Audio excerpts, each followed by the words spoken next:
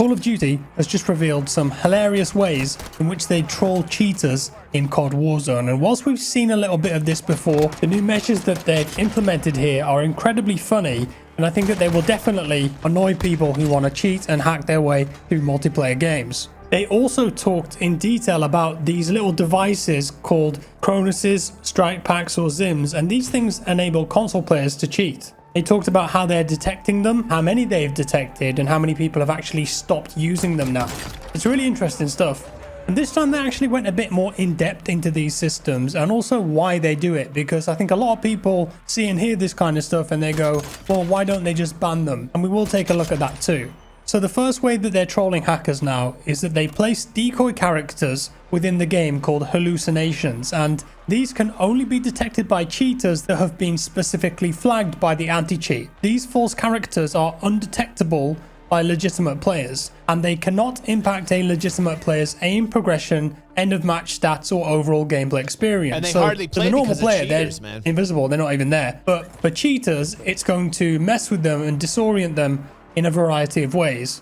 And they said that these can be deployed both as a method of mitigation for verified cheaters or in secret as a detection for suspicious players. So if someone's been reported a lot and there's actually something weird going on, they could test if that player's cheating by putting a few hallucinations in their game and seeing if they try to shoot at them or interact with them. Because, get this, hallucinations look, move and interact with the world like a real player. These are not AI, they're not bots, but a clone of an active user in the match, which mimics their movement to trick a cheater into believing that the character they're seeing here is a real player. And in that image that I've been showing you, one of them's a real player. Like Red Bear's absolutely right. COD is almost dead.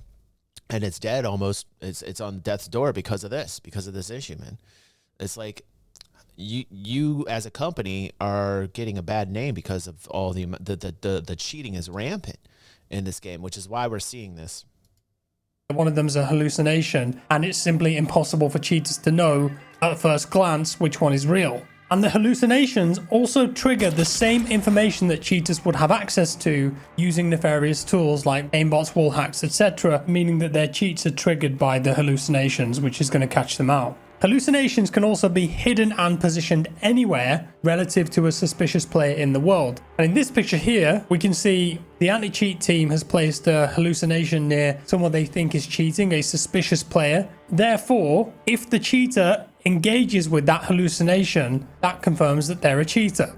And this one in particular I think is really important because it's super clever. It can actually catch non-rage hackers, and I've talked about this in my video before. People who don't rage hack are often the ones that don't get banned but still continue to play the game. The people that are experienced cheaters and they keep on top of the ban waves, they keep updating their software. Maybe it's a cheat that's just developed for them or a small group of people, and as long as they don't rage hack, as long as they don't go turn the aimbot on and crank it up to 1000, locking onto people through walls, no recoil, etc., that's really easy for the anti-cheat to analyze that data. As long as they don't do that and just maybe, you know, toggle the wall hack on every now and again to see where people are and ultimately win games, then those are the kind of cheaters that are I wonder what the statistics are. I wonder how many people cheat. I'm not even, I will say this. I'm going to throw a number of percentage of people in a game when I play Modern Warfare, which is rare these days, but I would say that there'd be a good 30%. I would say a good 30% of people are using some type of mod or cheating in the game. I truly believe that. I can tell playing these games. I'm a long time Battle Royale, FPS dude, and you just know. You know when they are. Incredibly difficult to catch, but these hallucinations will actually get them. Because if there's a player who just toggles on a wall hack every now and again, but let's say they've been reported a lot, so the system flags them, puts hallucinations in their game, and they go ahead and interact with one of those hallucinations, ladies and gentlemen, we got them. And I think that's so smart the way that they've done that. They next gave us an update on these dodgy devices that people use with controllers on console to enhance their aim assist, get rid of recoil completely, etc. And here's what they had to say. In our previous report, we detailed the new... Yeah, like in real life, it's called an advantage, right? Not a cheat, Red Bear. In real life, it is. But in my games, I want a level playing field. Like in my games, I don't want my real life to be that true. I don't want that in my games, man. I want a level playing field so that I actually know like I'm pitting myself up against another person and it's all skill based. This is really the biggest problem in the industry of BR gaming. Battle Royale, FPS gaming. It really is trying to find a game where you feel like you have an even playing field, you know? So many titles every time I log into these BRs where I'm like, man, like it's a bummer when you're it's such a buzzkill, like in any of them that I've logged into and played, where like there's cheaters everywhere, and it's like, how can you actually have fun when you know that most people playing this game are just using cheats? And what makes it so fun to cheat for these kiddos? Like, I don't get that. New detection for the malicious use of third-party hardware devices. Today, we want to examine the results that we saw within the first 2 weeks of the detection being live. Within the first 2 weeks of launching, we saw a 59% drop in any use of these devices across Modern Warfare 2 and Warzone. Just makes you think like how many people are using these things, and that's inclusive of Modern Warfare 2 ranked play. Warzone ranked had not launched at that moment in time, but of those users, 57% of them did not utilize the device again, whereas 43% once again attempted to use the device again and circumvent the policy. Repeat offenders and those continuing to use these devices without pause have been penalized. Malicious use of these devices may result in account suspension. You know what Red Bear is saying is like, where do you draw the line, DG? Where do you delineate what is cheating from what is actually like an advantage? Which is a really good question, and I think it's probably inherent in looking at each issue specifically, and you can kind of tell, dude.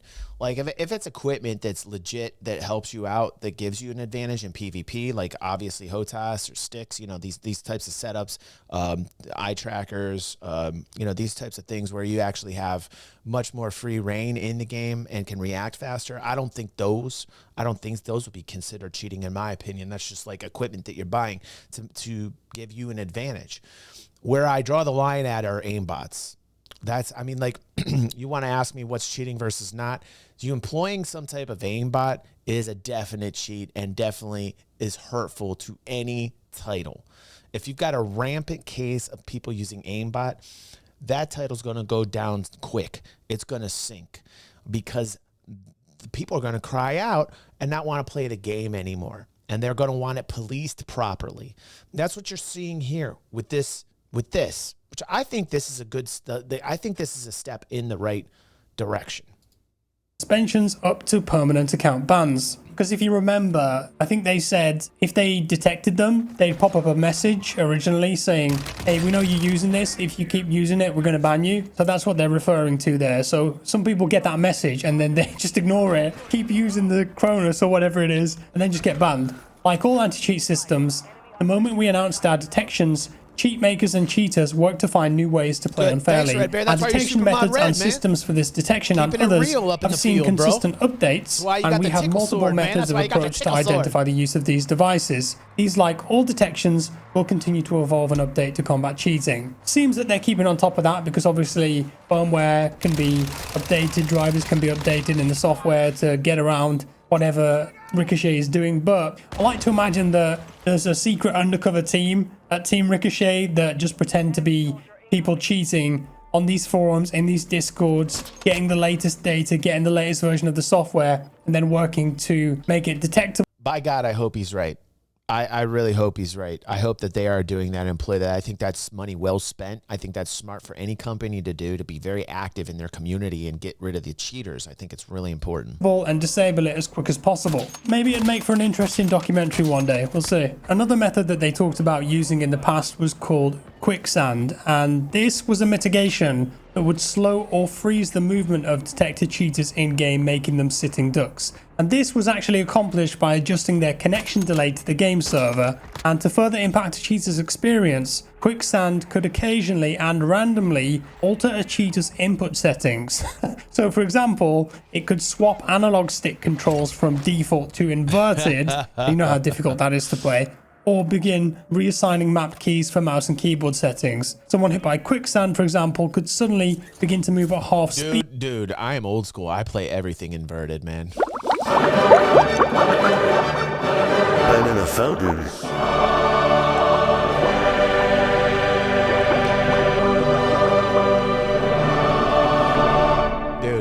strategy right here, man, from the 90s. If it's not inverted, I can't play it. If there's no inverted option, I won't play it because I'm 90s. And people from the 90s realize that the only way to play these games is inverted. If you're old school, that's how you do it. That's how you do it.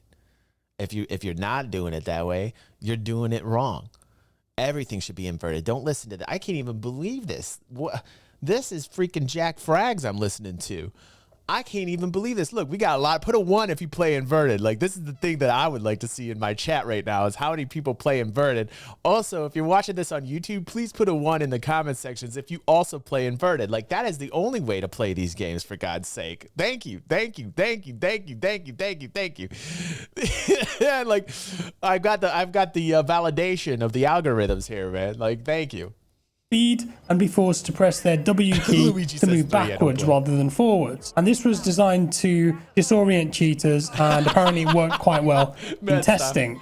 The other big part about this is, why do we do this? Because as I mentioned, it's logical to think, well, if someone's detected as a cheat, why don't you just ban them straight away, get them out of the game? They go into that here, but there's also a big admission that we're going to talk about. So here we go then. I'm going to read this to you. Why do we do this? Cheating in video games such as Call of Duty is big business, and the technology behind cheats is constantly evolving. Call of Duty is massive. I don't know if you guys have been following the Sony versus Microsoft Activision acquisition court case that's been going on the last couple of days. All of those documents are online now because of that court case, if you want to take a look. The numbers in there for COD are insane. It's one of the biggest games in the world by far in terms of revenue generated and in terms of the number of people playing. And because you've got this huge player base, ultimately there's going to be a percentage of players who want to cheat because it's a PvP multiplayer game. And if you're somebody who can develop cheats and you can run a website and you can run a business and update it,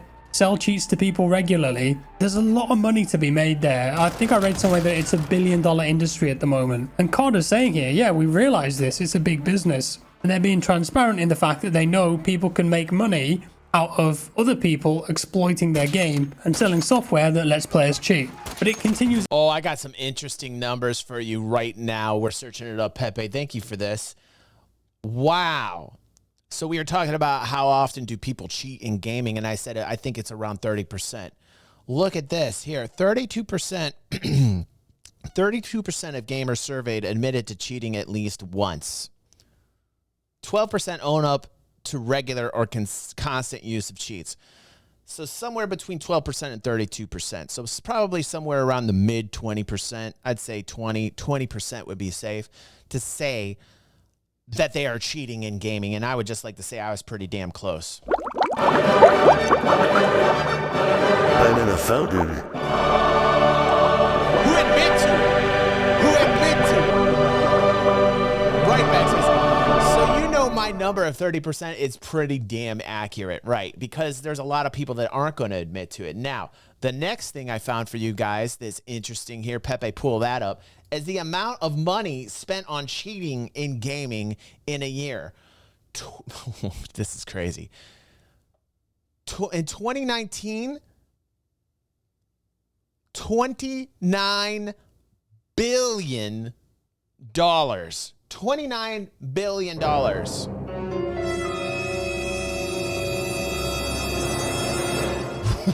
What? That's wow. Wow. As to why they do these mitigations rather than just banning them. Allowing cheaters to remain in the game in a mitigated state provides Team Ricochet with intel, while keeping cheaters occupied in the dark and unable to harm your in-game experience. The data we gather through analysis of mitigated players enhances our ability to reliably detect and ban players using similar cheat software. After we capture info, cheaters are removed from matches and all the accounts are permanently disabled across titles as outlined in our security and enforcement policy. Mitigation data shows our detections are doing a better job of protecting the game. In Modern Warfare 2, for example, we mitigated 4 players for every 1 report. That means on average, for every 1 cheater our community reports in game, our detections also mitigate 3 accounts detected of cheating before they're able to impact our community's experience. Basically, they're saying that they'll employ the mitigations on a cheater, gather intel, gather information about the cheats that they're using, and then ban them in the next game, or while they're in that current match when they feel like they've got enough data from them. It's an interesting way of tackling the situation, and there's always going to be people who just say, why don't you ban them straight away as soon as you know? But maybe COD is too big to do that, and the way they're doing it now, where they're sourcing data from the cheaters instead before banning them, maybe that'll work out better in the long run. Just makes me a bit sad. By the way, that's Jack playing, and let me tell you something. He's not using an aimbot. He is a sniping god. Let me just tell you what. The freaking boss, man. I love Jack, dude. I think he's one of the better YouTube content creators out there. He is so real. He is a real dude. You know, to think how many people are actually cheating in these online PvP games. Oh, well, life goes on. Right. There's also another bit in the blog about how they're changing spam reporting, because that can be abused apparently to put innocent people in shadow bans if enough people report them in a certain amount of time, whatever. So something's changing there too. It still lives but for in now, you, I mean, Red it Bear. sounds like that they're trying to keep on top of it and invent new ways to deal with cheaters. I mean, my experience in Warzone 2, just from memory, there were two It still lives within you, Red Bear. You're watching this right now, and you're salivating a little bit. I know you are, Red Bear. I know you are, dude. occasions where I was playing against someone who was clearly wall hacking based on the kill cam, and then sweaty spectating them gamer after still for a lives bit to within you. confirm it, kind of thing. And a couple of rage hackers in DMZ, but for the most part, I haven't really seen that many rage hackers at all. It's exactly like I was saying before. Mad Style says, not going to lie, I thought about getting a cheat in BF 2042 because of the rampant cheating in it. Instead, just stop playing it altogether. And Backspace says this is an issue. And it is. It is an issue. I mean, like we just said, $29 billion made in the cheating genre industry in gaming, which is like a crazy, crazy amount. And like, you know, when you have rampant cheating in any of these games, dude, you're going to eventually lose big. If you don't police it, if you don't make the community feel like you're doing something against these cheaters, then you're going to lose. You're going to, as a company, as a corporation, you're going to lose revenue. You're going to lose revenue to this. So I think they're doing a pretty good job. Although, saying that, I don't play anywhere near as much Warzone 2 as I did Warzone 1. So my playtime isn't as long, so maybe I'm not running into as many cheaters because of that. Who really knows? Just sucks that we have to ask ourselves that question. But with that said, that's all for today, folks. Do let me know your thoughts down in That's cool. I like what they're trying to do. I think it's a step in the right direction. Do I think it's going to solve it? No, but I do think it's a step in the right direction. So, you know, I say bravo to that. Anytime that an industry takes a stance that's heavy against cheating, I'm all for it. I'm all for that.